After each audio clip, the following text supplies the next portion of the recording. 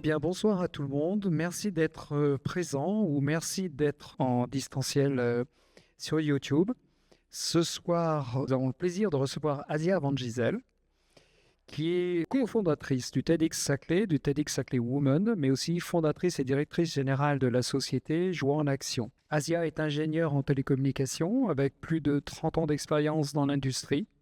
Elle accompagne aujourd'hui leaders et équipes à travers le coaching et la formation avec sa méthode Joie en Action, marque déposée au service d'une performance collective et durable et au cœur de ce que l'on va discuter ce soir. Donc, nous sommes ici au cœur des grandes écoles et un constat s'impose depuis quelques années. Nombre d'étudiants, de jeunes diplômés, je dirais, ne se reconnaissent plus dans les modèles de gouvernance basés sur la compétition. Ils cherchent du sens, un équilibre entre vie professionnelle et vie personnelle. Ils s'intéressent à des formes nouvelles de gouvernance. On parle d'entreprises à mission, on parle de management par le care. Ce sont donc des entreprises qui privilégient la qualité de la relation et la coopération. Ces approches, en fait, souvent on les associe au principe féminin, à contrario du principe masculin, qui lui est beaucoup plus tourné vers la conquête. Donc, cette intuition, du principe féminin, peut-être à mettre au goût du jour et peut-être de plus en plus prégnant aujourd'hui par rapport aux époques passées, résonne avec un très beau texte de Pierre Teilhard de Chardin, écrit dans l'Enfer des tranchées en 1918 et qui s'appelle L'Éternel féminin. Un texte visionnaire dans une société et une église très masculine à l'époque, il faut bien le rappeler. Donc, la question que nous aborderons ce soir avec toi, Asia, c'est ce féminin dont parle Teilhard, je vais vous en parler un tout petit peu, est-il celui que tu vois aujourd'hui à l'œuvre dans le leadership au sein des entreprises? Voilà, donc en fait, pour commencer, pour ceux qui connaissent pas forcément Teilhard ou qui connaissent pas l'Éternel féminin, je vais très très rapidement vous rappeler en fait d'abord qui était Teilhard. Donc Teilhard, c'était un jésuite paléontologue mondialement connu du siècle dernier et il est mort en 1955. Toute sa vie, il a voyagé dans le monde entier pour étudier les fossiles et la géologie. En fait, pour essayer de comprendre comment la vie s'est déployée, pas comment elle est arrivée, mais comment elle s'est déployée. Et est-ce que l'évolution a un sens? Si l'univers évolue des atomes aux cellules, des cellules à la vie, de la vie à la pensée, vers quoi allons-nous? Vers quoi tout cela tend-il? Sa réponse est que l'évolution n'est pas laissée au hasard ou aux lois des grands nombres. Elle a une direction. Elle monte vers plus de conscience, plus de complexité, plus d'unité. Alors, je ne vais pas aller dans le détail, mais c'est vraiment le fondement de sa pensée. Il a dit d'ailleurs, l'homme n'est pas une moisissure, ça c'était le terme qu'il employait, mais l'axe de loi de complexité-conscience.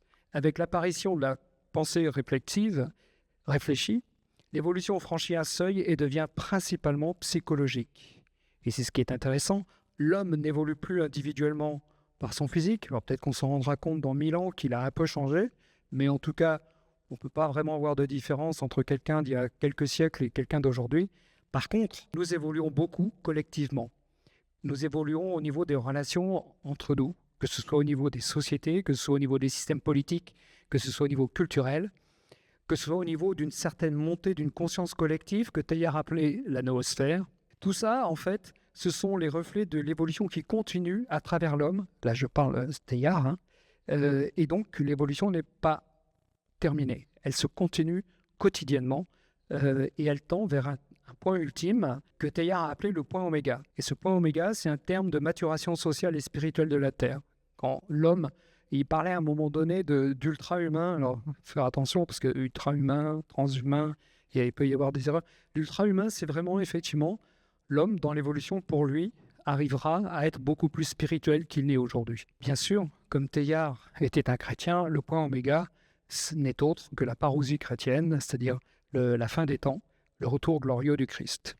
Alors, l'Éternel féminin, ce texte, je ne sais pas si vous le connaissez, donc en fait, comme je l'ai dit, il a été écrit en mars 1918, pendant la Grande Guerre, mais en fait, il semblerait que c'est plutôt en 1911, à l'époque de son ordination, que Teilhard a rencontré le féminin avec un grand F, et il écrit d'ailleurs dans le cœur de la matière, « Parti dès l'enfance à la découverte du cœur de la matière, il était inévitable que je me retrouve un jour face à face avec le féminin. Le curieux est simplement qu'en l'occurrence, la rencontre est attendue pour se produire ma 30e année. » Donc vous voyez, ça c'est en 1911 et écrit en 1918. Alors beaucoup ont pensé, parce qu'on a beaucoup parlé de la relation de Teilhard de Chardin avec des muses ou avec des femmes. Donc beaucoup ont pensé que cette réflexion était inspirée par sa cousine germaine, Marguerite Teilhard-Chambon, philosophe reconnue à son époque, qu'il avait retrouvée à Paris après avoir passé son enfance avec elle en Auvergne, et avec qui il a entretenu une grande correspondance tout au long de la guerre d'ailleurs. Quand Teilhard de Chardin a écrit en fait l'Éternel féminin, c'est quelques mois avant de prononcer ses vœux définitifs de jésuite, et il écrit à ce moment-là: « Je vais faire vœu de chasteté. Jamais je n'ai mieux compris à quel point l'homme et la femme peuvent se compléter pour s'élever à Dieu. » Donc pour Teilhard, l'éternel féminin, c'est vraiment la force motrice qui fait que les êtres se cherchent, se rencontrent, s'unissent et en s'unissant se perfectionnent. Il a donné d'ailleurs plusieurs noms tout au cours de ses écrits: l'amour, avec un grand A, l'agapé, on va dire, l'union créatrice, et plus tard, dans un jargon plus scientifique, il a parlé d'énergie radiale. L'énergie radiale étant orthogonale à l'énergie tendancielle. L'énergie tendancielle, c'est celle qu'on connaît dans le monde, dans la physique. Et pour lui, il parlait d'une énergie radiale qui était effectivement cet éternel féminin, cette force motrice qui porte les gens à s'élever en s'unissant. Parler d'un texte, un poème en prose, c'est un peu difficile, mais quand même, pour que vous ayez une petite idée du texte de l'Éternel féminin, je vais un petit peu le décrire. Alors, le texte est dédié dès le départ à Béatrix, la fameuse Béatrice de Dante dans la Comédie divine. Sauf qu'en l'occurrence, pour Teilhard de Chardin, Béatrix, c'est pas une femme en particulier, c'est pas une de ses muses, c'est l'archétype de toutes les femmes. Et il écrit dans l'Éternel féminin, à propos de l'Éternel féminin: « Je suis la Vierge Marie, mère de tous les hommes. » Donc en fait, pour lui, effectivement, quand il dédie l'Éternel féminin à Béatrix, c'est à la Vierge Marie, en fait, qu'il le dédie. Il faut aussi se rappeler, 1918, la Vierge Marie, c'est quand même celle qui accompagne tous les chrétiens dans la douleur. Il vivait au milieu de la mort. Et je vous rappelle que Je vous salue Marie, c'est prier pour nous maintenant et à l'heure de notre mort. On peut penser qu'il était quand même très imprégné de Marie pendant la guerre. Donc l'Éternel féminin commence, comme la sagesse de l'ecclésiastique, dans l'Ancien Testament: dès le commencement, avant les siècles, j'ai été créé. Voilà comment ça commence. Et ensuite, Teilhard développe: l'éternel féminin est une force fondamentale de l'univers. Il suggère qu'en fait, à côté des 4 forces connues de la physique, les forces nucléaires faibles et fortes, les forces électromagnétiques et la gravitation, il y aurait un 5e principe, d'où le nom d'énergie radiale à un moment donné. Et ce 5e principe universel, c'est la reliance, qui relie tous les éléments de la nature et les pousse à évoluer vers une forme supérieure de l'atome à l'homme. Et il écrit cela dans l'Éternel féminin: « Dieu m'a répandu dans le multiple initial comme force de condensation et de concentration. C'est moi la force conjonctive des êtres, moi le parfum qui les fait accourir et les entraîne sur le chemin de leur unification. » Alors cette force fondamentale de l'univers, cette 5e force ou 5e principe fondamental de l'univers, forcément, et comme il a dit au début, dès le commencement, avant les siècles, j'ai été créé. Donc, avant la vie, le féminin agit déjà dans la matière comme un germe de conscience.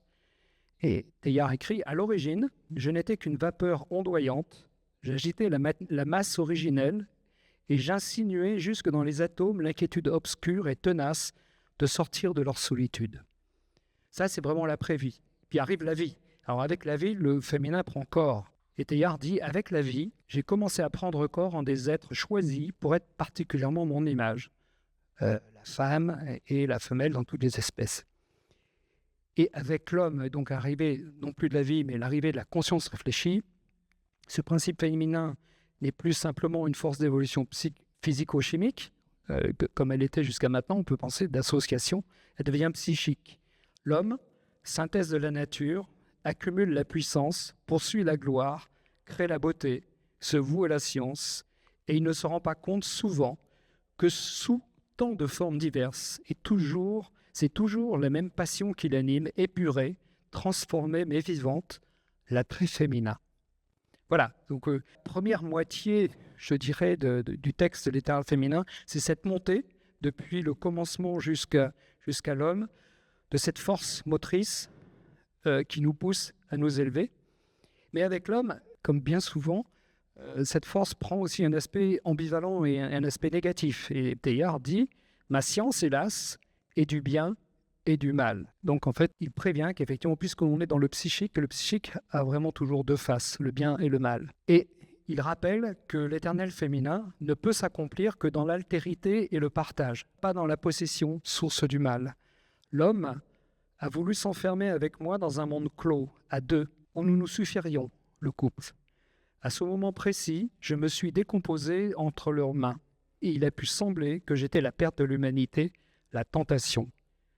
Cette phrase est forte, parce que la tentation, par définition, ça nous ramène au péché originel, à l'image de la femme tentatrice, qui était à l'époque, rappelons-le quand même, l'image que véhiculait l'Église.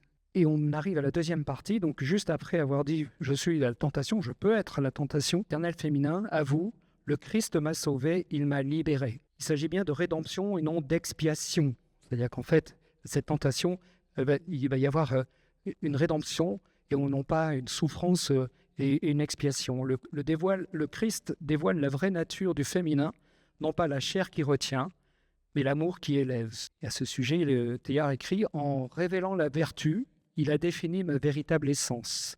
Tandis que mon image trompeuse continue à fasciner le voluptueux vers la matière, ma réalité s'est élevée. Je séduis toujours, mais vers la lumière. J'entraîne encore, mais dans la liberté. » Teilhard ajoute après « Je suis désormais la virginité. » Alors, la virginité, bien sûr, n'a rien à voir avec une quelconque abstinence. C'est le nom que Teilhard donne à l'amour qui ne possède pas, à la disponibilité totale vis-à-vis de l'autre, au don de soi qui élève. Cette virginité élève l'éternel féminin au rang d'union qui spiritualise. La vraie union est celle qui spiritualise, la vraie fécondité est celle qui associe les êtres dans la génération de l'esprit. On arrive à la fin du texte qui fait à peu près 8 pages, ce n'est pas un très long texte, l'éternel féminin.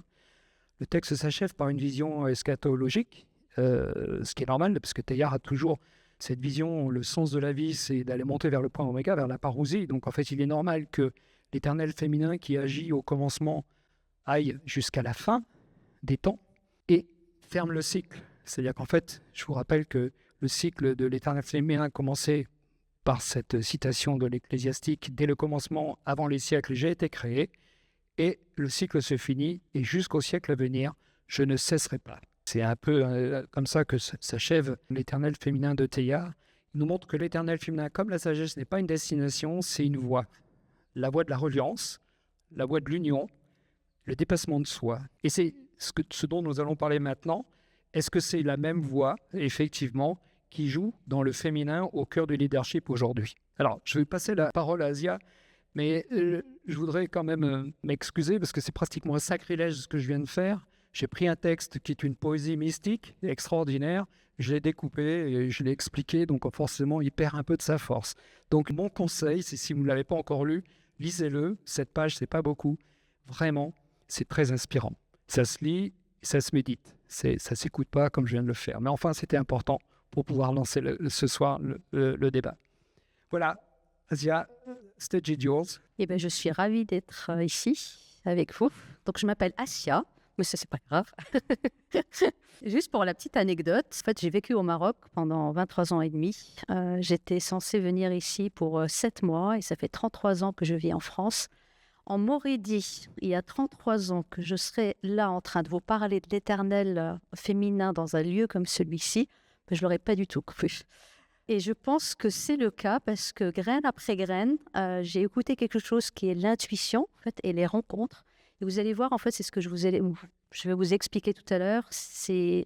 Pour moi, c'est les qualités de l'énergie du féminin que nous portons tous, qu'on soit homme ou femme. Merci Jean-Charles, quand il m'a appelé, il m'a dit cette conférence, ma raison qui est masculine m'a dit non, Asia, tu n'as pas le temps, c'est pas raisonnable. Et mon intuition m'a dit non, il y aura des graines. Et je pense qu'une des graines, parce qu'on a eu plusieurs séances ensemble et c'est super, une des graines, c'est le mot reliance. Donc je veux te remercier infiniment parce que féminin et reliance, sans nos discussions, je n'aurais pas fait ce lien-là. Merci infiniment. L'éternel féminin. J'aimerais commencer par une question, en fait. Aujourd'hui, le monde s'accélère, vous l'avez remarqué, et en fait, tout se digitalise, tout se fragmente par les technologies, et l'IA n'arrange pas les choses. quelque chose que je sens de plus subtil est en train de disparaître. Quelque chose qui est le lien, en fait. Le lien de nous avec nous-mêmes, le lien de nous avec l'autre et le lien de nous avec la nature. Mon ressenti, et je pense que le ressenti et la reliance sont très très liés, les journées sont remplies. Alors je viens du Maroc où j'ai le souvenir de tantes qui sont vraiment dans la qualité de l'être, autour d'un thé à la menthe. Et en fait, quand je suis arrivée en France, en fait, ce que j'ai rencontré, c'est une frénésie pour le faire, en fait. Donc ça a été un peu mon premier choc culturel. Et pourtant, l'Occident m'a appris, et m'apprend toujours, la dynamique de l'action. Mais l'action, pas à n'importe quel prix, pas l'action sans lien. Je le dis comme ça paraît comme une évidence, mais ça a été un cheminement depuis 26 ans. Pourquoi j'ai commencé à me poser des questions depuis 26 ans, c'est que quand j'ai eu ma première fille, gérer un conjoint, gérer le travail, travailler temps plein, ça allait. Avoir un premier enfant, ça allait. Aller à la Défense avec 2 heures et demie de RER en partant d'Orsay, ça allait. Le deuxième enfant, ma deuxième fille qui est née 2 ans après, là, je sentais que ça n'allait plus. Donc, je dis ça à la jeune fille qui est venue avec son papa. J'aurais aimé entendre des choses comme ça à ton âge. Ce fil invisible, je n'avais pas de mots, mais j'avais une intuition. Les modèles que j'avais autour de moi, soit la mère au foyer, je n'ai rien contre, soit la femme carriériste, ne répondaient pas à mes aspirations. Donc, j'ai cherché. Je pense que, comme vous tous, j'ai commencé par des livres de développement personnel. On en prend 10 à la FNAC et on en lit un et on n'avance nulle part. Qu'est-ce qui s'est passé? En fait, je pense que c'est ma rencontre avec le yoga en 2006 que je n'avais pas prévu. C'est une collègue qui m'a dit « Viens faire du yoga, ça va te faire du bien entre midi et 2 ». Et ça a été le déclic parce qu'il y avait la reliance avec le corps physique. 1 an après, c'était la reliance avec la respiration. Et là, je sentais que je touchais quelque chose, je pouvais tirer la pelote de l'âne. Et depuis 10 ans, donc on a un bénévole avec nous de TEDxSaclay, depuis 10 ans, en fait, ces intuitions, ce que je voyais dans le monde professionnel, parce que j'ai travaillé 30 ans dans l'industrie, en fait chez Alcatel, Lucent, Nokia, je sentais qu'il y avait des choses qui me plaisaient, mais il y avait d'autres choses où je ne trouvais pas de sens, en fait. C'était la course, mais je sentais que les fondations, il manquait quelque chose. Et avec le projet TEDxSaclay, donc on est 70 bénévoles avec une association, la conférence TED ici à Paris-Saclay, on a expérimenté de manière collective d'autres manières de fonctionner, qui n'étaient pas pyramidales, qui étaient plutôt transversales.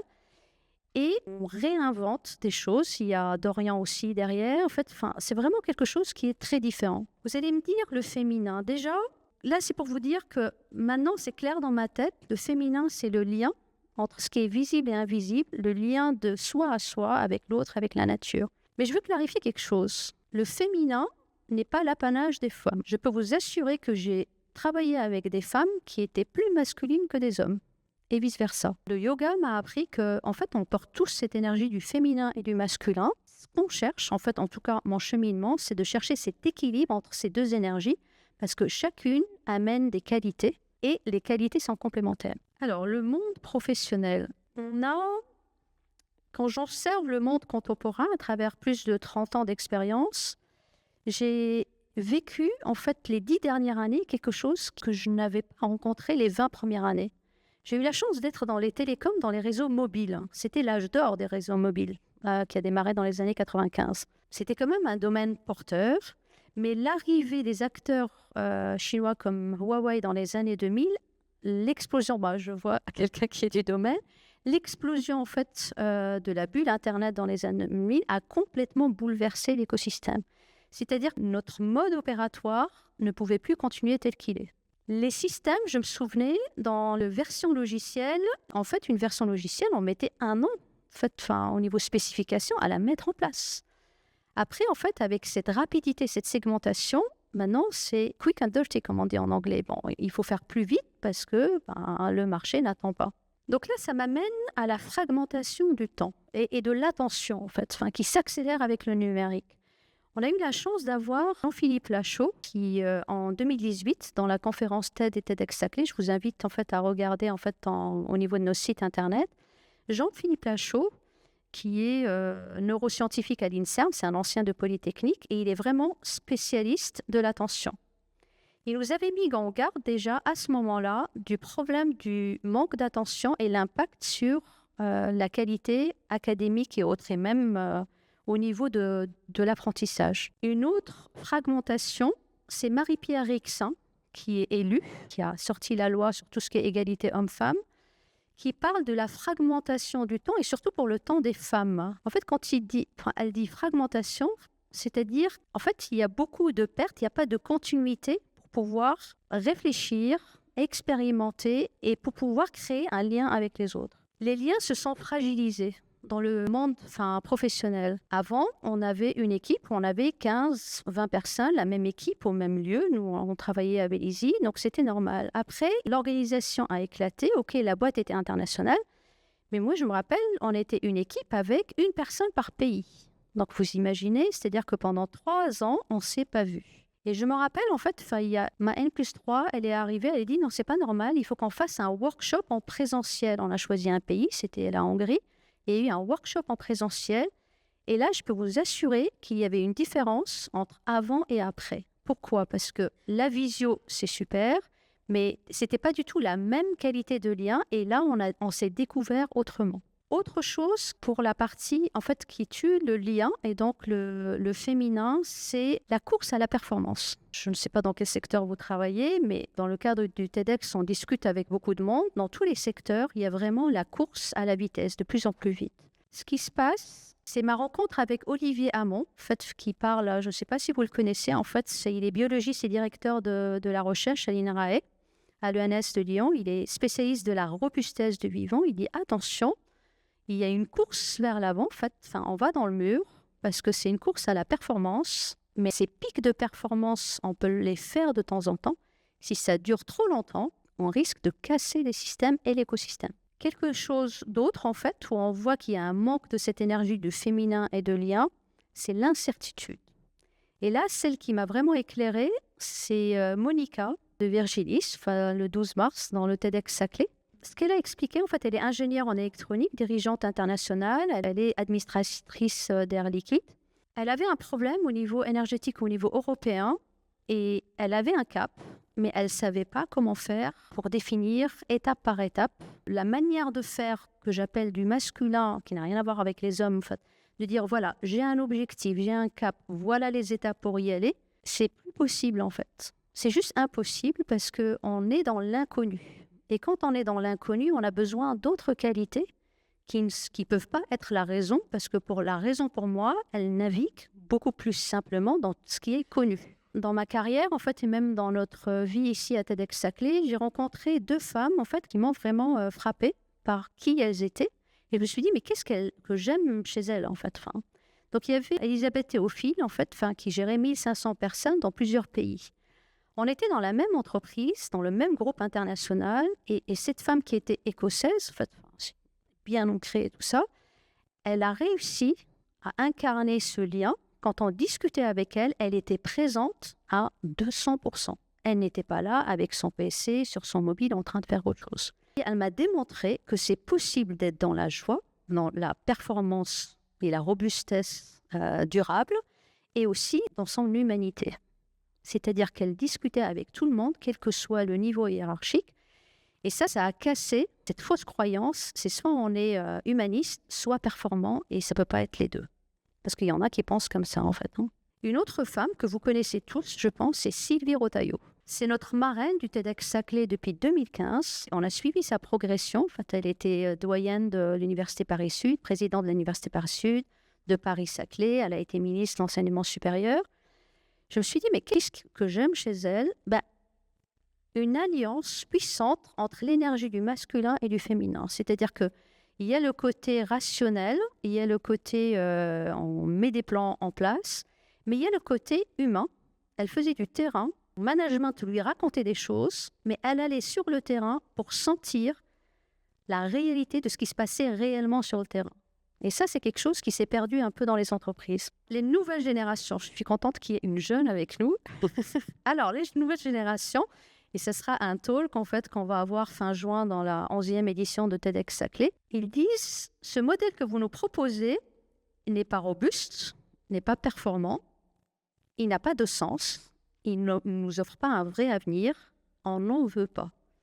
Le message est clair, on aura une sociologue en fait, qui va vraiment, en fait, avec des chiffres, démontrer ça. Et en fait, ce qu'ils cherchent, je pense, c'est cette énergie du féminin, mais sans la nommer, pour compléter l'énergie du masculin. Ils l'appellent génération Z, Y, voilà. Mais je pense que même des personnes âgées, moi je me retrouve dans cette aspiration alors que j'ai 56 ans. En fait, hein. Je connais beaucoup de personnes qui ont cette aspiration-là. Comment accéder là? C'est le constat. Mais moi je suis positif de nature, optimiste. Donc, comment faire en fait pour dire, ok, comment amener cette énergie du féminin? Je ne l'ai pas cherchée, elle est venue à moi, mais pour pouvoir le faire, je pense qu'à l'échelle de l'individu, il y a besoin quand même d'aller équilibrer l'énergie du masculin et du féminin. Si ce n'est pas fait au niveau de l'individu, ça va être difficile de créer le lien avec les autres. Et je pense qu'elle a besoin de le faire aussi bien à titre individuel, à l'échelle individuelle et à l'échelle collective aussi. Et là, je vais vous présenter Joie en action. Alors, quand je vais chercher des fournitures, je leur demande une facture et ils me disent, c'est quoi le nom de votre entreprise? Joie en action. Donc, ils me font répéter 3 fois parce qu'ils me disent, mais quelle est cette folle qui a créé une entreprise qui s'appelle Joie en action, du nom de la méthode. Je vais vous présenter des slides. La méthode Joie en action, elle s'est faite de manière empirique. Et je pense que c'est une des qualités de l'énergie du féminin. C'est-à-dire qu'en fait, on n'est pas en train d'explorer quelque chose de connu. Il y a une écoute de l'intuition, il y a des choses inconnues que j'appelle sérendipité, des résultats auxquels on ne sait pas, on ne s'attendait pas à ça, qui viennent petit à petit. Donc maintenant, cette méthode, je l'appelle comme ça, mais je l'ai découverte pas à pas. Alors, qu'est-ce qu'elle dit, cette méthode, en fait? Ces 3 mots, tamas, rajas, sattva, ça paraît barbare, c'est du sanskrit. J'ai découvert ça dans la Bhagavad Gita, quand j'ai fait l'école pour devenir enseignante de yoga, en fait, entre 2008 et 2012, qui est l'idée pour une ingénieure télécom. Et en fait, ce qu'ils expliquent dans ce texte, ils me l'ont expliqué, mais je n'avais pas compris. Il faut plusieurs années pour le sentir, ça. En fait, c'est qu'il y a 3 types d'énergie qu'on a tous à l'échelle d'un individu, d'une entreprise ou d'un pays. Tamas, c'est quand l'énergie est basse, elle est en retrait. Un peu comme l'hiver, en fait. Rajas, l'énergie est haute et on va voir un peu les qualités de chacune. Elle est haute, mais elle est agitée. Un peu ce qu'on voit dans le milieu professionnel souvent. Ça se joue beaucoup entre tamas et rajas. Sattva, c'est une énergie qui est régulée. Régulée dans le sens, on équilibre l'énergie du féminin et du masculin. Alors, le système nerveux, notre système nerveux actuel, si on demande à nos aïeux en fait, de jeter un coup d'œil sur nos systèmes nerveux, je dis mais comment ils font pour tenir, pour survivre? Parce que globalement, dans tamas, c'est le système nerveux parasympathique, en fait, le dorsal, qui est activé. Et ça, la qualité, c'est un effondrement, une coupure. Le ressenti, c'est de la fatigue, vide, de la déconnexion. Et le comportement, c'est un repli, un désengagement et un évitement. Vraiment une fermeture. Le message interne, je me coupe pour me protéger. Donc, quand vous avez votre enfant, adolescent, vous lui dites, mais il faudra que tu fasses ça et ça et ça. Moi, j'ai une autre lecture.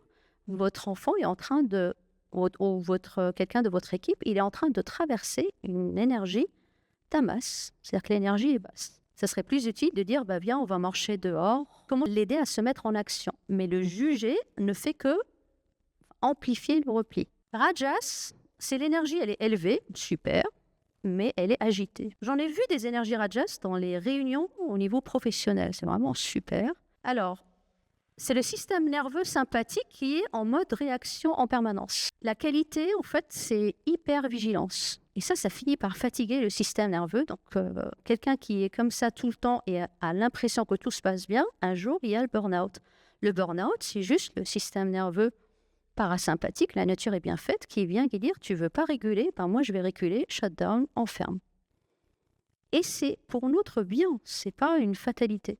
Le ressenti, c'est du stress et de l'agitation. Et c'est du bruit. C'est même la personne qui n'a pas la sensation d'être stressée, il y a un bruit de fond. C'est un peu comme quand vous avez un bruit dans votre jardin, et puis quand il s'arrête, la tondeuse, là c'est un peu la période, la tendeuse s'arrête et dit « Ah, ce silence-là, il est agréable ». Le comportement, c'est du contrôle, de l'agitation. Alors ça, moi, j'ai vu ça, en fait. Plus la personne était agitée, et plus elle était bien perçue, des fois, au niveau professionnel. Je sentais qu'intuitivement, il y avait quelque chose qui n'était pas juste là-dedans. Le Rajas, en fait, c'est un contrôle de l'agitation. Et en fait, le message interne, c'est « je dois agir pour me défendre ou reprendre le contrôle ». Je me rappelle dans les réunions d'équipe, on avait des réunions d'équipe, et en fait, mes 2 collègues américaines, elles étaient 3, enfin, dès qu'elles arrivaient, elles n'étaient pas dans la même ville, mais « I have too many things on my plate ». C'était la première phrase qui, mais elles doivent être. J'ai beaucoup de choses, trop de choses dans mon assiette, c'est beaucoup trop de choses à faire. Et là, je me suis rendu compte, une partie de moi se rendait compte que c'était comme un théâtre à qui était le plus occupé, et c'était un gage de performance. Je faisais le même travail qu'elle et je savais que c'était faux au fond de moi. Ça marchait avec certains managers, d'autres étaient très lucides. Lise Théophile dont je parlais, quelqu'un pouvait faire ça, pouvait jouer à l'hypocrite et tout ça, mais elle savait sciemment qui fournissait vraiment et qui ne le faisait pas. Donc, ce n'est pas celui qui s'agite qui produit le plus. En fait. Mais ça, si la personne n'écoute pas cette partie du féminin en elle, elle ne peut pas le discerner. En fait. Alors, Sattva, moi, c'est mon chemin en ce moment, c'est de trouver l'énergie de Sattva. Alors, je ne vais pas vous mentir, mon but, c'est de ne pas être à 100% Sattva parce que la vie ne serait pas marrante. Tout simplement, et ce n'est pas le but de la nature. Si on est incarné ici, c'est pour traverser les 3 énergies. Toute manière. Quelle est notre marge de manœuvre? C'est ça la question en fait. Ma marge de manœuvre, c'est de dire, ok, avant j'étais 80% de temps tamas. Je ne sais pas ceux qui me connaissent, ils peuvent l'imaginer. 80% du temps avec de la fatigue chronique. Alors, qu'est-ce qui a changé? C'est que, en fait, j'ai mis en place une pratique quotidienne pour que je passe à 80% de temps au niveau Sattva. Ça ne veut pas dire que je ne traverse pas la zone rouge où l'énergie est basse, ni la zone où elle est agitée. Je l'ai traversée et je la traverserai toujours. Mais ce qui est intéressant, c'est de dire, c'est super agréable de vivre 80% du temps dans la zone Sattva, en fait, énergie régulée, et du coup, en fait, c'est vraiment l'équilibre entre le féminin et le masculin, que dans l'énergie tamas ou rajas. Quand les gens me disent bonnes vacances, ou ils se souhaitent bonnes vacances, enfin bon week-end à la fin de la semaine ou à la fin de l'année, je me dis, mais moi je me sens en vacances tout le temps, c'est mon but. Alors c'est quoi mes vacances? C'est d'être plus souvent dans la zone Sattva. Bon, c'est difficile d'être Sattva à 19h dans le RER en revenant de Paris. Mais par contre, il y a une pratique qui permet de faire 2-3 respirations, et hop, je dis ok, c'est juste une énergie, ça n'a rien à voir avec le RER. Cette situation est en train de réveiller cette énergie Rajas. Voilà. Cette courbe, je l'ai rencontrée dans un livre. En fait, c'est l'échelle de conscience inspirée de David Hawkins. Et je l'ai trouvée très intéressante. D'ailleurs, en fait, je me suis arrêtée à la moitié du livre, comme si le but du livre, c'était juste ma rencontre avec cette courbe. Et après, en fait, en pratiquant, là, comment ça se lie? En fait, ça, c'est le niveau d'énergie. Donc, en fait, si le mot énergie vous gêne, c'est votre niveau de vitalité. Quand vous vous levez le matin, vous êtes bien, voilà. Et là, c'est notre état émotionnel. Donc, vous vous rappelez des 3 zones, en fait. La zone basse, ça correspond aux énergies, en fait, c'est ce qu'il a constaté avec des mesures, en fait, de tristesse, d'apathie et intéressé de honte et de culpabilité. C'est-à-dire quelqu'un qui traverse la zone tamas et on lui fait la morale avec « non, mais tu devrais faire ça et ça et ça », c'est pire parce qu'en fait, ça le plonge dans la culpabilité et la honte.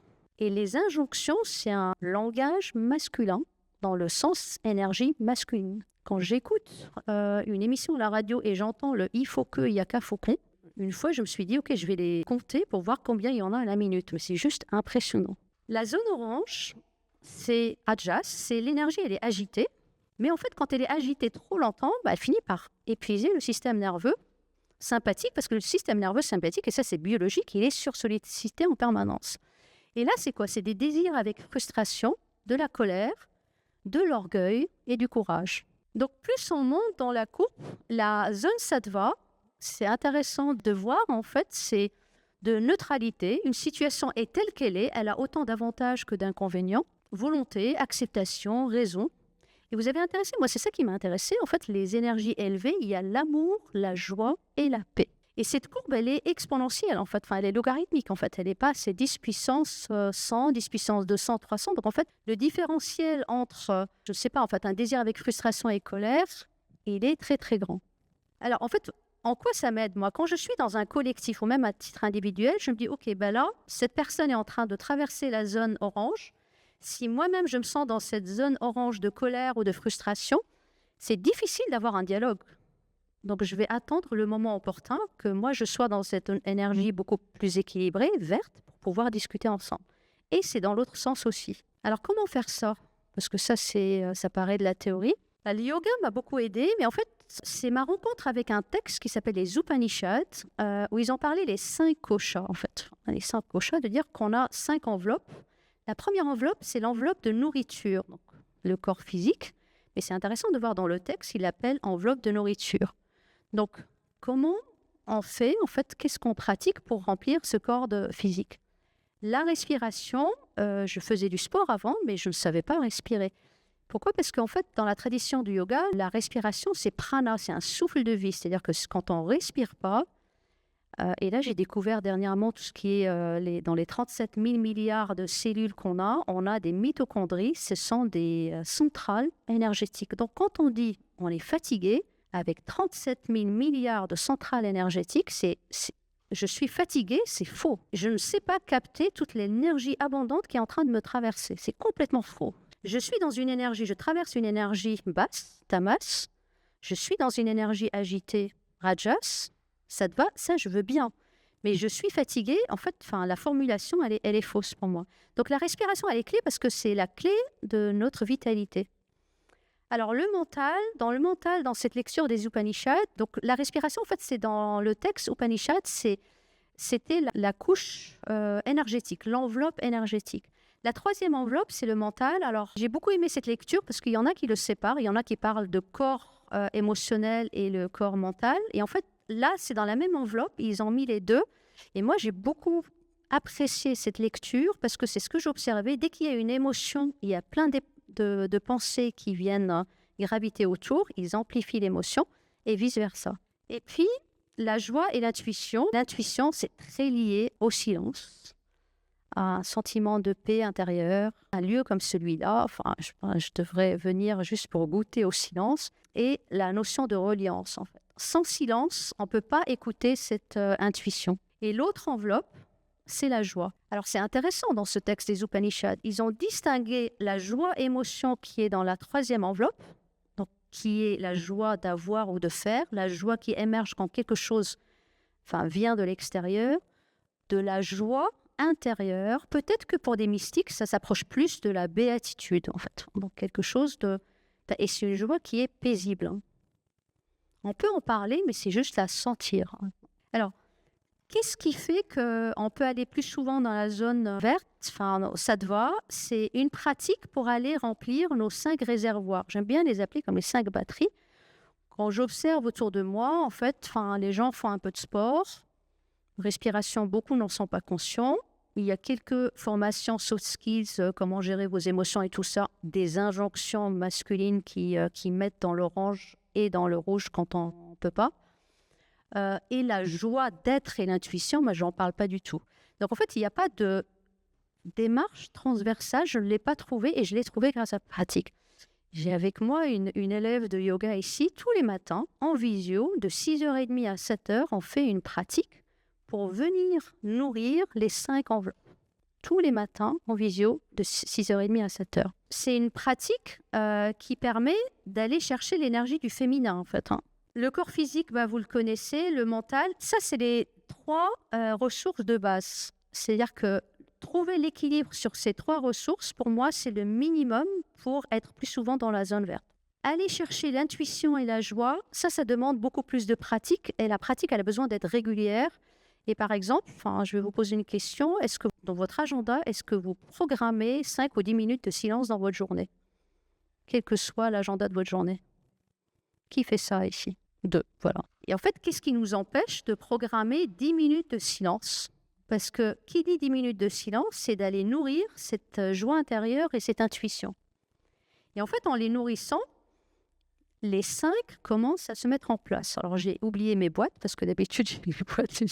Et en fait, quand elles sont là, qu'est-ce qui se passe? C'est quand même plus agréable d'aller travailler, d'être avec son conjoint, ses enfants, et puis au sein de l'association, dans n'importe quel projet, en ayant accès à toutes les qualités des 5 ressources, 5 batteries.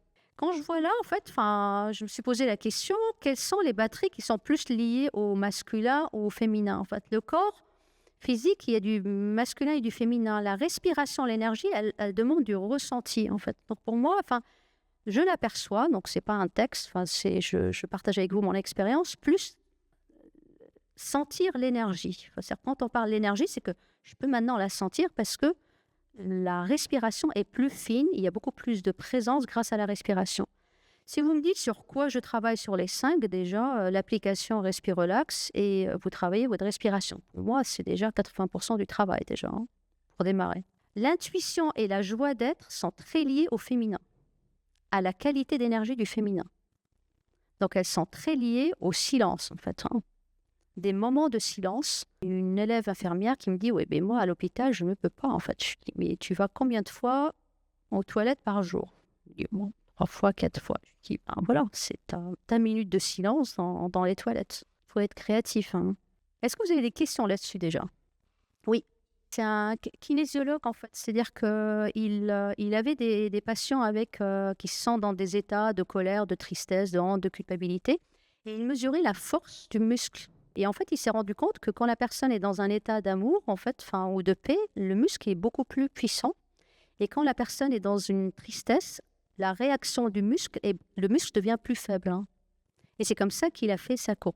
Mais le livre, il est super intéressant, en fait. Vous regardez, je ne me rappelle pas du titre. Et moi, quand je suis arrivée à cette courbe-là, ça m'a vraiment parlé. Oui. Oh, alors là, l'inconscient, ça, c'est un grand... Alors, dans mes recherches, je suis tombée sur le travail de Carl Jung, en fait, qui m'a beaucoup parlé, et les archétypes de Carl Jung. Ce qui se passe, c'est que j'ai une démarche scientifique. J'ai fait 2 années de classe préparatoire, maths physique, une école d'ingénieur, un master de télécom. En fait, j'ai eu une démarche assez rationnelle. Moi, il me fallait des outils avec lesquels je navigue. L'inconscient, mais même Freud lui-même et Carl Jung, voilà, c'est vaste, quoi. Les choix qu'ils ont faits, c'est à un moment donné, il dit, OK, voilà la lecture. Donc, je ne sais pas te dire, en fait. La pensée, pour moi, il y a une partie qui est consciente. Ce qui est certain, il y a des pensées qui sont inconscientes. J'ai lu les mémoires cellulaires de Myriam Bruce, en fait. C'est une élève qui m'avait prêté ça. Et je me suis rendu compte que dans la partie, ici, le mental, dans nos émotions, en fait, on porte beaucoup de mémoire, pas seulement nos émotions à nous depuis qu'on est dans le ventre de notre mère, mais toute la lignée familiale et parfois spirituelle aussi, parce que notre ADN est une base de données, tout simplement. Et on a 37 000 milliards de cellules. Donc, je ne sais pas si ça répond à ta question. En fait, je sais qu'il y a des pensées conscientes et d'autres inconscientes. La partie inconsciente, je ne peux pas agir dessus directement. Par contre, le corps physique, je peux agir dessus. La respiration, je peux me réconcilier avec ma respiration. L'émotion, ça c'est facile parce que je sais la reconnaître. L'intuition et la joie, c'est le silence. C'est programmer des pratiques de silence dans la journée. Avant, j'essayais de comprendre quand il y avait quelque chose qui n'allait pas, je ne me sentais pas bien alors que tout paraissait bien autour de moi. Mais quand j'ai découvert cette histoire de mémoire cellulaire de Myriam Bruce, je me suis dit, mais c'est un puits sans fin, donc je ne vais pas fouiller là-dedans. En fait, Donc, ça a été un choix. Et après, en fait, de rencontre en rencontre, j'ai rencontré quelqu'un avec qui, en fait, travaille sur tout ce qui est féminin, sacré. Donc, en fait, c'est un chemin de spiritualité. Parce qu'en fait, ce chemin-là de spiritualité, je l'aborde plus avec l'énergie du féminin et par l'expérience. Et c'est peut-être que la tradition de l'Inde et du yoga, en fait, eux, tout ce qu'ils trouvent, ils donnent des clés, ils les enferment pas, et ils invitent à ce que chacun expérimente. Et moi, j'ai beaucoup aimé parce qu'il n'y a pas d'injonction, tu devrais faire ça ou comme ça, en fait. Et avec le ressenti, il y a des choses qui se passent. Et le ressenti, c'est pas avec le rationnel. Le ressenti, c'est avec l'intuition. Dès qu'il y a la pensée qui prend le dessus, on est dans le rationnel, on n'est plus dans la couche du ressenti, du coup de l'intuition. Donc l'inconscient, je ne m'en occupe pas. Il me laisse pas tranquille des fois, parce qu'il me met des fois dans la zone orange et rouge, mais ça fait partie du cheminement, je l'accepte en fait. Des fois, c'est plus difficile à accepter, mais ça fait partie de cheminement. Je ne sais pas si ça répond à ta... Alors, pour conclure, en fait, on a la chance d'être dans un territoire qui est super. En fait, c'est quand même un cluster d'excellence académique et de recherche. C'est aussi une terre d'agriculture, en fait. Donc, il y a vraiment le vivant ici. Et en fait, mon ressenti, c'est que ça serait bien, un lieu comme celui-là, mais moi, je suis tombée sous le charme énergétiquement. J'ai été élevée dans une confession musulmane, mais en fait, moi, je suis très sensible. Quand on rentre dans un lieu de culte, mais quelle que soit sa tradition, quand on rentre avec l'énergie d'intuition, de silence et tout ça, je sens cette sensibilité du lieu, quelle que soit la tradition qu'il y a derrière. Et moi, je suis contente. C'est une très excellente idée qu'il y ait un lieu comme ça au cœur de Paris-Saclay, parce que ce que j'espère, c'est équilibrer l'énergie du masculin et du féminin à Paris-Saclay. Qui pense que l'énergie du masculin type yang, en fait, je ne parle pas d'homme à Paris-Saclay, est plus dominante. C'est mon ressenti. Je n'ai rien pour mesurer, mais c'est un ressenti. Mais par contre, je rencontre beaucoup de personnes qui s'intéressent au féminin et qui veulent équilibrer. Le TEDx Saclay Women, on a fait la 2e édition en fait, cette année. Il a très bien fonctionné. On l'a fait chez Danone 2 fois et on va le refaire mars l'année prochaine. J'ai eu des bénévoles qui m'ont dit « Mais pourquoi tu veux faire un TEDx pour les femmes ?» Je dis « Non, on fait un TEDx pour célébrer le féminin, pour créer une alliance entre hommes et femmes. » Et c'est même pas entre hommes et femmes, c'est entre le féminin et le masculin.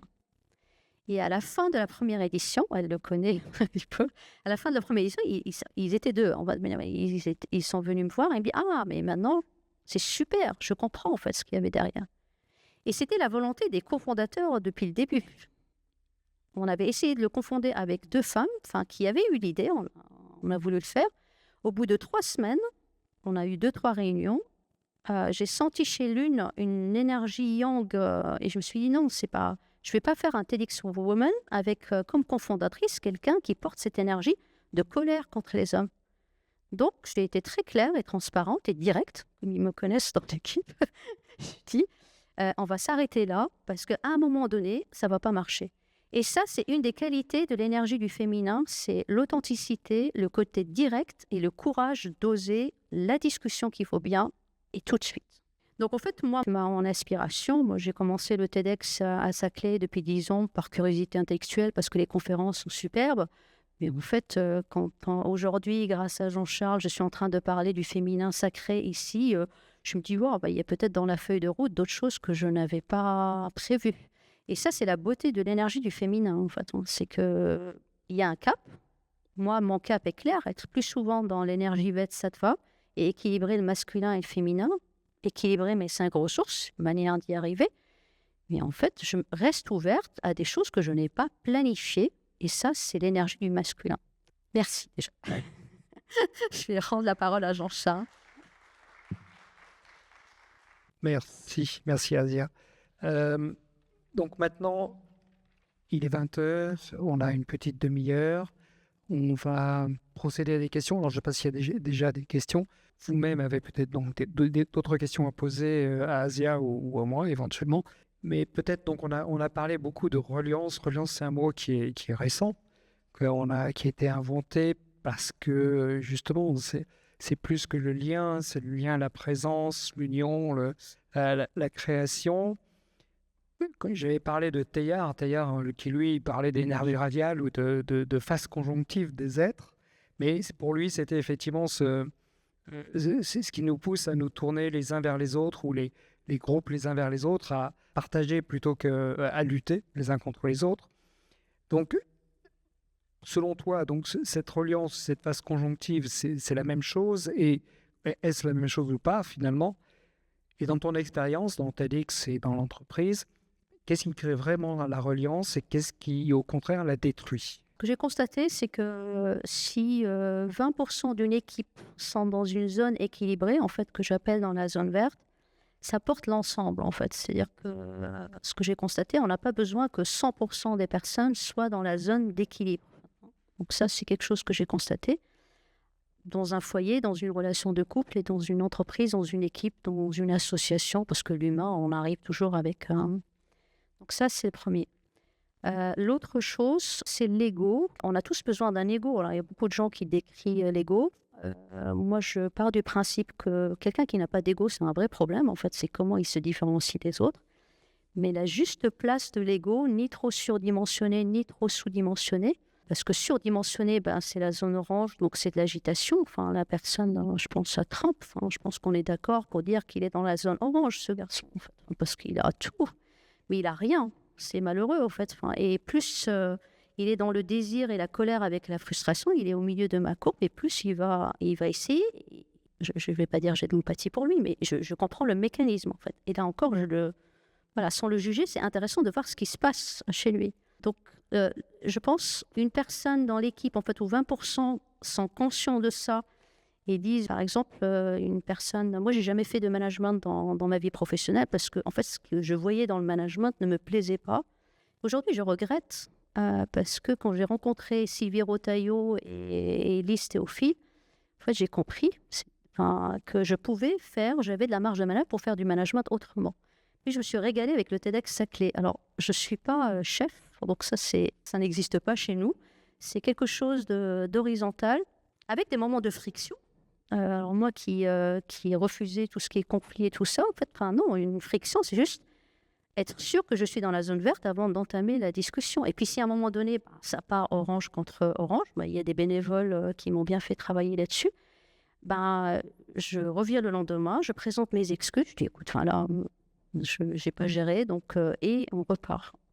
Donc, l'ego et ne pas avoir un minimum de personnes qui sont dans cette énergie stable, en fait. Pour moi, c'est Et 20% pour 80% d'impact.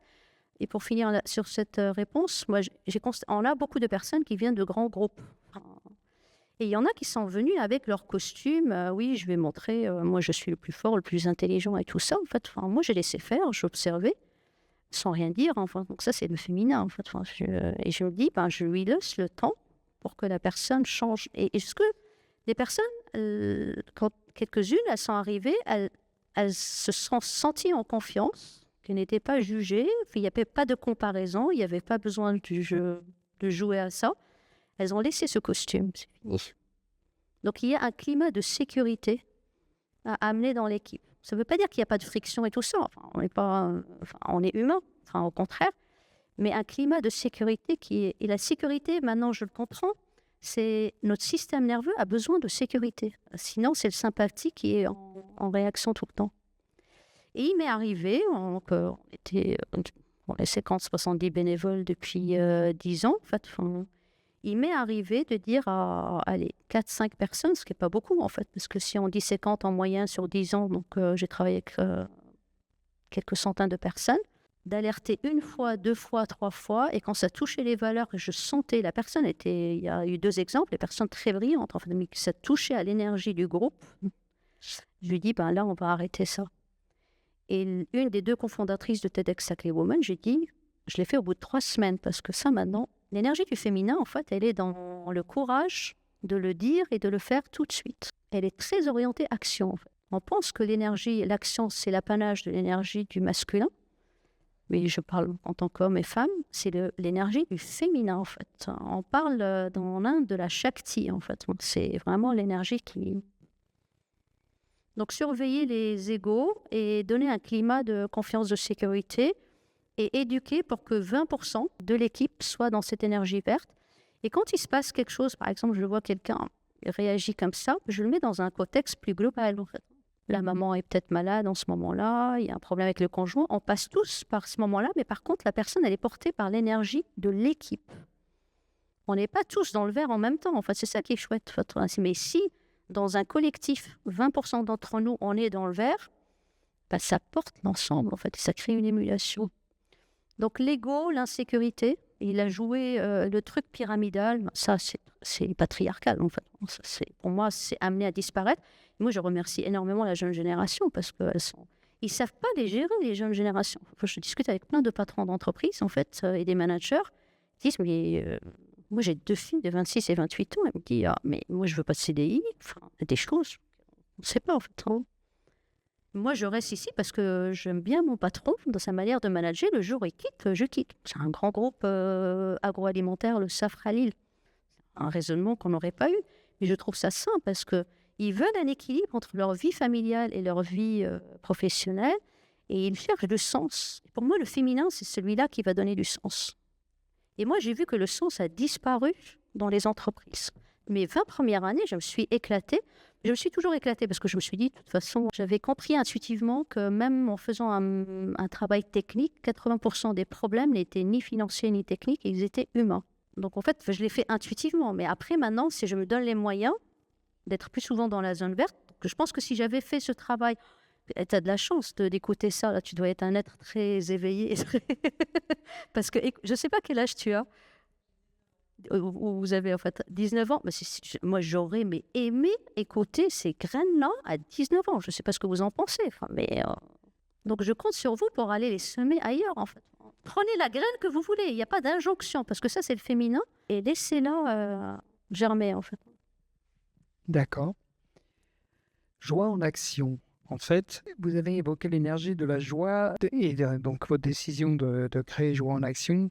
Et vous précisez que la joie, c'est la joie, pas la joie d'avoir, ni la joie de faire, mais c'est la joie d'être, si j'ai bien compris. Teilhard, lui, parle donc la joie d'être dans l'action et donc d'avoir cette bonnes énergies dans l'action. Teilhard, lui, parle d'action sanctifiante, ce qui est un peu similaire, puisqu'en fait, pour lui, l'idée, c'est que même le travail le plus ordinaire peut devenir un lieu de transformation.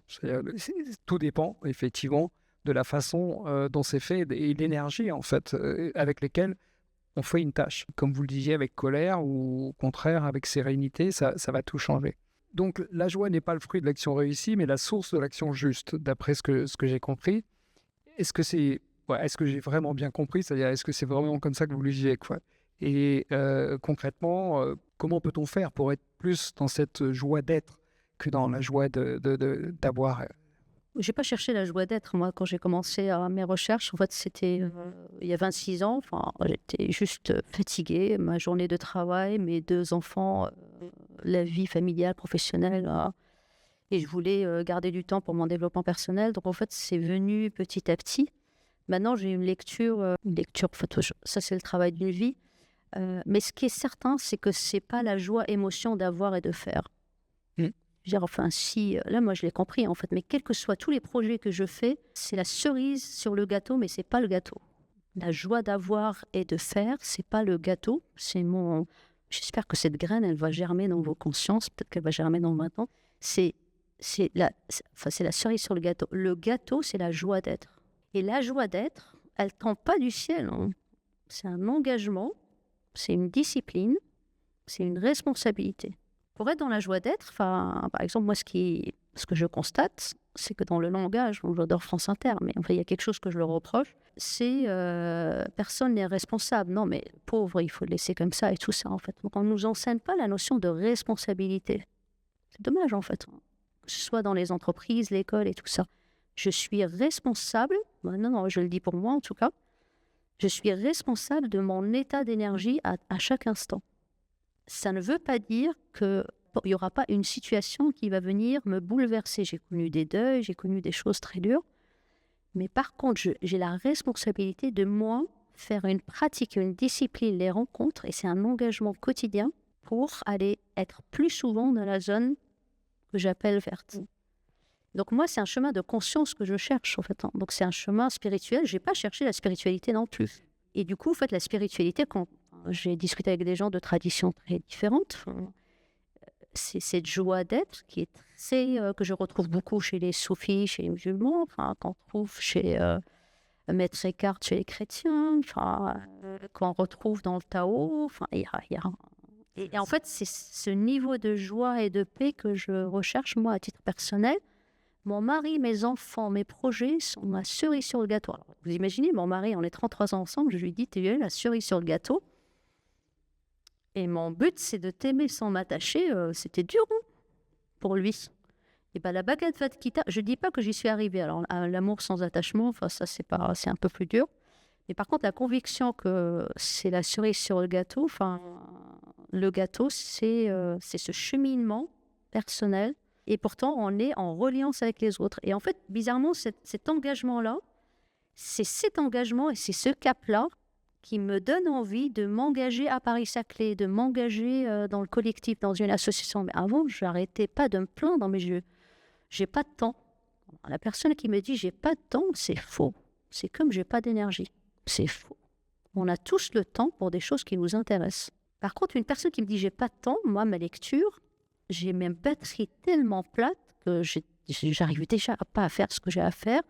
Ou sinon, je suis dans une énergie tellement agitée que je ne vois pas clair. Ça, c'est ma lecture quand une personne dit j'ai pas le temps.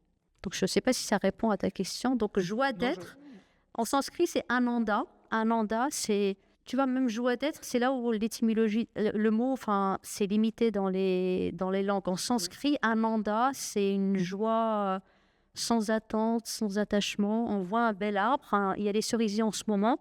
On a quelques instants. Ah, super, joie d'être. Et puis, il y a la pensée qui dit, ah, mais il est beau cet arbre. C'est fini. En fait, elle est partie. C'est ça qui est beau. Parce que la pensée, et là, on revient à la pensée, en fait, elle veut s'approprier et enfermer la beauté d'un cerisier dans une étiquette. En fait, alors que la joie d'être, c'est juste pour vous dire, c'est un ressenti. Il y a un émerveillement, mais une seconde après, hop, le mental, il veut s'approprier. Et là, on peut rentrer dans... Et c'est de l'orgueil, ça. C'est ça, c'est la partie haute de l'énergie orange, l'orgueil. D'accord. Merci. Ça ressemble beaucoup à la sérénité ou à la plénitude, en fait. Béatitude, plénitude. En fait, c'est être connecté à quelque chose de plus grand.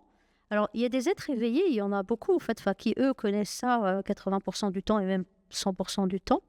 Mais quand on est sur un chemin, on le connaît un peu plus souvent que quelqu'un d'autre. Mais essayer de le décrire, pour moi, c'est juste un ego orgueilleux qui est en train d'enfermer quelque chose qui n'est pas enfermable, en fait. Y a-t-il des questions dans la salle? Parce que moi, je vais me poser des questions. Ah, une question. Je pense d'inconscience et peut-être d'âme. Et tu parles justement de quelque chose que tu ne peux pas enfermer, d'un ressenti qui serait peut-être l'âme que l'on partage par le lien. Moi, je ne sais pas, dans mes réflexions, dans la spiritualité que tu touches et dont tu parles, que je pense on a tous en nous, que moi je pense j'ai un peu vécu grâce à Jung, grâce à l'individuation dont Jung parle, je me rends compte qu'en fait l'âme est peut-être partagée et qu'on a peut-être un petit bout de cette âme qu'on partage et qui finalement représenterait justement quelque chose qui relie les gens entre eux sur des liens grâce peut-être à une synchronicité. Enfin, je sais pas, c'est un peu tout ça, donc je voulais savoir un peu ce que tu pensais de tout ça parce que c'est des grosses questions.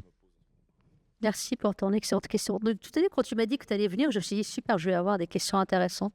En fait, j'ai eu une démarche très pragmatique. C'est peut-être mon côté masculin aussi, en fait, grâce à mes études scientifiques, maths et physique. En fait, j'ai 5 boîtes que je mets l'une au-dessus de l'autre. En fait, et j'ai mis un cœur. J'ai 2 élèves de yoga ici qui connaissent. C'est fait en savon, donc ça sent super bon. Je dis, voilà, moi, je vais vous aider à travailler sur les 5 enveloppes. Mais le cœur, vous mettez le nom que vous voulez, parce que je me suis rendu compte qu'il y a beaucoup de guerres de chapelles et de religions, parce que ce cœur-là, chacun lui donne un mot différent. Il y en a qui l'appellent le divin directement, le féminin sacré, l'âme et tout ça. Je ne veux pas lui donner un nom. En fait, je reste sur le ressenti. Personne ne peut m'enlever le ressenti. Et le ressenti, c'est quand est-ce que je sens que j'y suis? C'est une paix intérieure profonde. Alors, le mental, il veut s'approprier ça. Il dit, oui, mais ça s'appelle l'âme, ça s'appelle comment et tout ça. Et je me dis, là, le bavardage m'empêche d'aller vers le silence. Et peut-être qu'un livre que je vous conseille vraiment, ça s'appelle La Révolution du silence de Krishnamurti. Il est tout petit. J'ai passé un été entier à méditer sur ce livre. Et en fait, ce qu'il a expliqué, c'est que toutes les réponses, vous les avez. La tradition de l'Inde est très claire là-dessus. Il n'y a pas de réponse qui vient de l'extérieur. C'est vous préparer le terrain pour que les réponses viennent à vous. Et elles vont venir à vous au moment opportun dont vous avez besoin. C'est-à-dire qu'on ne brusque pas la vie, en fait. Donc, pour revenir à ta question, moi, j'ai mon mental qui veut l'appeler l'âme, Dieu, divin, machin. Mais en fait, quelque chose de beau. Et quand j'entends ce que tu as dit sur Pierre, je pense qu'en fait, il a touché à ces dimensions sacrées. Il a mis des mots dessus. Mais moi, ça me rappelle beaucoup, on en a parlé, je me suis dit, mais ça, c'est une autre conférence, en fait. Il y a 2 êtres qui m'avaient marqué, en fait, c'est Sri Aurobindo et Mère, en fait, Auroville. Ils parlaient du d'une supraconscience. C'est-à-dire que l'humain actuellement, en fait, il s'est beaucoup individualisé, mais en fait, l'idée, c'est d'aller sur une conscience collective, un peu comme un cloud en informatique ou en télécom. Et l'idée, c'est que chacun garde sa singularité et on est ensemble avec chacun amène quelque chose d'unique et de singulier. Et l'image, moi, qui m'a beaucoup parlé, on en a discuté, c'est si on imagine la source de la vie, c'est le soleil. Moi, c'est une image qu'on m'a donnée, du coup, ça m'a beaucoup parlé. Je suis restée avec ça. Chaque individu, c'est un rayon de soleil. Et il fait plein d'expériences. En fait. Le soleil est toujours le soleil. Hein. Il y a pas, le soleil ne se dit pas, bah, ce rayon-là, il est mieux. Le rayon Trump, il est mieux que le rayon Poutine. C'est ridicule, en fait. Je ne donne pas âme et tout ça parce que je ne veux pas être enfermée dans le rationnel et je veux rester dans le silence et l'intuitif, en fait. Parce que chaque fois que j'ai essayé et je l'ai fait pendant des années, donc je connais. En fait, chaque fois que je l'ai fait, j'ai reculé plutôt qu'autre chose. Et en fait, ça crée encore plus de chaos parce qu'on essaie d'avoir une réponse, on enferme et tout ça, ça crée mais c'est le souk, vous connaissez le souk au Maroc? En fait, cette expression elle est géniale. Nos pensées, c'est un vrai souk en permanence du matin au soir. Donc tout ce qu'on peut faire, et moi c'est la tradition de l'Inde qui m'a aidée, mais je pense que c'est toutes les traditions de méditation, c'est de s'asseoir. Des élèves qui m'ont dit « Ah, mais il faut arrêter de penser ». Je dis « Mais non, c'est pas du tout ça en fait, c'est que tu t'assieds et tu vois le souk, tu l'observes, et un jour, petit à petit, tu fais un pas de côté, mais ça demande un engagement et une pratique quotidienne. Hein. C'est une responsabilité individuelle. Mais si on est 20% ici à Paris-Saclay à le faire, je pense qu'on peut changer la donne. Et on a quand même la chance d'avoir un lieu qui est quand même top. En fait, on a une superbe vitrine. Agriculture, des têtes bien faites. Il y a juste à gérer un peu les égos entre les uns et les autres. Enfin, même ça, c'est un super chantier, en fait, parce qu'on a des super égos dans ces territoires. Mais c'est intéressant, parce que ça veut dire que ça porte... Il y en a qui le voient avec le côté... c'est pas super, mais moi, j'y vois le potentiel de l'inverse. En fait, imaginez l'énergie du féminin qui peut venir équilibrer ces super égos. Ça peut être sympa. Quoi. Je pense qu'on a quelque chose à jouer. Vous êtes tous là ce soir. Donc, je suis sûre que chacun de vous est un rayon de soleil et vous allez amener quelque chose à Paris-Saclay. Je ne sais pas quoi. Moi non plus, je ne sais pas, en fait. Très bien. Je pense que ça va être l'heure de clore. Il nous reste à te remercier, à vous remercier, Assia, à vous remercier d'être venu. Il n'y a pas de conclusion en fait, si ce n'est que on sent quelque part qu'effectivement, il y a besoin d'une coopération entre ces deux principes fondamentaux, qu'il n'y a pas de vérité ni d'un côté ni de l'autre, mais en fait, dans une union en fait, de ces deux principes que sont le masculin et le féminin, puisqu'il faut bien leur donner un nom, qui sont certainement les deux faces d'une même pièce, et savoir les doser. Comme vous disiez, de temps en temps, il faut malgré tout, je dirais, prendre des décisions, avoir un côté plus masculin. Mais ce que j'ai trouvé très intéressant, effectivement, aussi, c'est ce côté de... Le féminin, c'est pas non plus tout accepter. C'est-à-dire qu'effectivement, être capable de dire des choses, de prendre des décisions dures, exclure quelqu'un d'un groupe, exclure quelqu'un d'une société, mais pas de les prendre avec une émotion agressive. C'est-à-dire, en fait, c'est d'arriver à cette sérénité, à cette peut-être joie, ou à peut-être, effectivement, ce féminin qui... Ce n'est pas pour nuire, c'est simplement pour préserver le groupe, pour préserver le collectif, qu'à un moment donné, il faut savoir dire à l'autre « non, arrête-toi » ou « non, ce n'est pas possible ». Il n'y a pas de haine, il n'y a pas de colère dans la décision, c'est juste une décision qu'il faut savoir prendre. Et peut-être qu'une femme, alors là c'est un peu le féminin, mais une femme, c'est effectivement quelquefois plus facile, peut-être que pour Je pense que c'est aussi difficile pour une femme qu'un homme, en fait, parce qu'une femme qui a un comportement « je veux plaire à tout prix » comme croyance, et ça touche beaucoup de femmes, ça sera aussi difficile pour elle, en fait. Hein. Non, en fait, moi, je sors avec une super graine, Jean-Charles, c'est reliance. Hein. Reliance, en fait, c'est-à-dire que c'est l'énergie qui relie le masculin au féminin, mais le reliance, quand on fait une conférence comme ça, en fait, c'est chaque personne est une graine et on relie l'ensemble et ça crée quelque chose, en fait. Enfin, donc moi, c'est au-delà du féminin-masculin, en fait. Donc, le féminin en reliance, ça me donne une piste d'exploration. Moi, je vous remercie. Eh bien, peut-être une autre question. Je dis, est-ce qu'une âme rejetée n'est pas vouée à devenir de la vengeance, une vengeance? Quand on rejette quelqu'un, est-ce que finalement, son seul but n'est pas finalement de se venger? C'est ça, moi, c'est une réflexion personnelle. On n'arrête pas de me dire, arrête de parler aux gens qui ne veulent pas entendre. Et j'arrive pas à faire ceci parce que je me dis, à partir du moment où j'arrête de parler, je ferme la porte et finalement, ça ne devient plus que colère en face. Voilà, Une personne rejetée, alors je ne vais pas utiliser le mot âme, je sais que tu veux m'amener là-dedans en fait, mais je pense que le moment de la discussion est important. Si je ne me sens pas dans la zone verte, prendre une décision comme ça, ce n'est juste ni pour moi ni pour l'autre. Donc il n'y a pas de notion de rejet, c'est on discute, voilà ce que j'observe, quel est ton ressenti, quel est ton besoin, voilà mon ressenti, voilà mon besoin, et ça c'est la CNV c'était ma rencontre avec la communication non violente. Est-ce qu'on s'accorde comme deux instruments ou pas? Si on ne s'accorde pas, c'est préférable qu'on arrête tout de suite parce que sinon, on va être tous les deux dans la zone orange et ça ne va pas aller.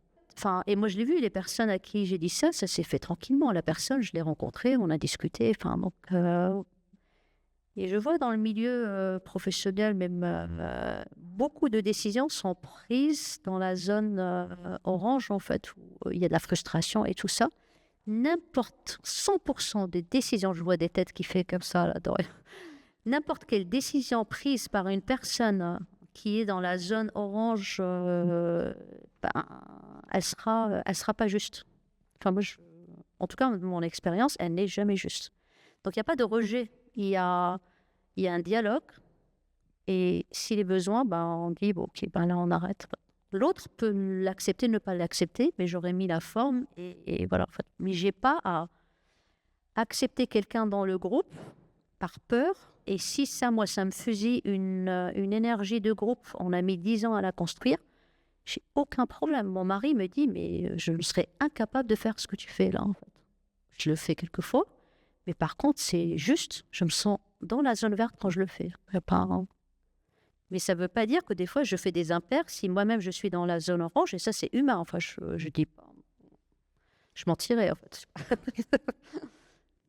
Peut-être, effectivement, j'avais pas théorisé, mais c'est vrai que ce qui est le plus dur quand on est responsable de salariés, de choses comme ça, c'est de licencier quelqu'un. C'est, de mon expérience, c'est finalement le pire des moments, c'est quand on doit dire à quelqu'un, bon, désolé, je vais être obligé de te licencier. Et j'avais pas théorisé, mais je pense effectivement, personnellement, pour faire ce genre de rendez-vous, j'attendais d'être psychologiquement prêt et surtout pas agressif, c'est-à-dire me sentir une empathie avec la personne que malheureusement pour laquelle je devais prendre une décision difficile. Et je crois que tu as absolument raison, et ça je n'avais pas théorisé. C'est vrai que si on n'est pas si on est dans cet état d'esprit, même l'autre le ressent. Il sent qu'il n'y a pas de volonté de nuire. C'est une décision qui malheureusement fait partie de toutes les décisions je dirais de la vie de l'entreprise. Mais si on n'est pas dans cet état, l'autre aussi le ressent, il sent l'agressivité et ça se passe mal. Et là, effectivement, il peut y avoir cette envie de vengeance qui arrive parce que, effectivement, ça s'est mal terminé. Voilà. Bon, écoutez, j'espère que la soirée s'est bien terminée. Merci beaucoup.